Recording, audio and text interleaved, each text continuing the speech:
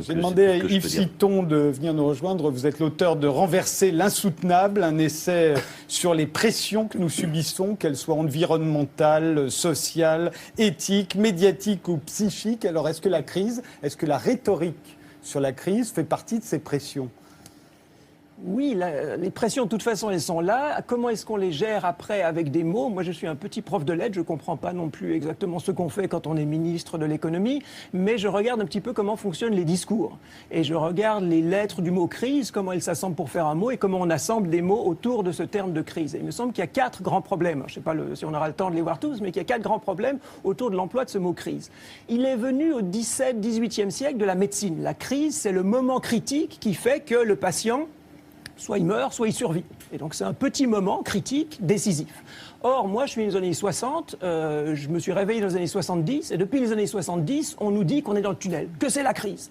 Et donc, si c'est plus un moment critique, mais si ça dure 30 ou 40 ans, ça veut dire que c'est un régime de pouvoir, un régime de domination, qui utilise ce mot crise pour produire des effets de dramatisation, par exemple. Premier problème.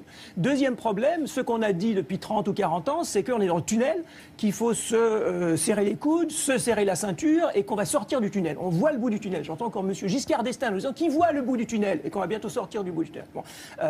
Le problème dans un tunnel, c'est qu'on est obligé d'aller vers la sortie tout droit et les problèmes qui se posent, c'est est-ce qu'on en sort plus vite ou plus lentement ? Et c'est exactement ce qu'on se dit. La crise, c'est la récession. Qu'est-ce que c'est que la récession ? C'est de la croissance pas assez rapide. Et c'est la politique des pieds, à savoir quand on conduit une voiture, on a les pieds qui décident de freiner ou d'accélérer. Et là, on se dit il faut accélérer pour sortir du tunnel, alors que lorsqu'on conduit une voiture et qu'on n'est pas dans un tunnel, eh ben, on peut tourner. Alors moi aussi à gauche, mais on pourrait tourner dans l'autre direction, mais on peut tourner. Et le mot de crise nous empêche de nous demander comment nous orienter dans le monde où on est, en nous disant il faut aller plus vite pour sortir du tunnel. Deuxième problème. Troisième problème, si vous me laissez encore 30 secondes. Je dis que la crise dans l'emploi au XVIIe siècle, c'était un moment critique. Alors il y a le moment et pas la durée, et puis il y a la critique.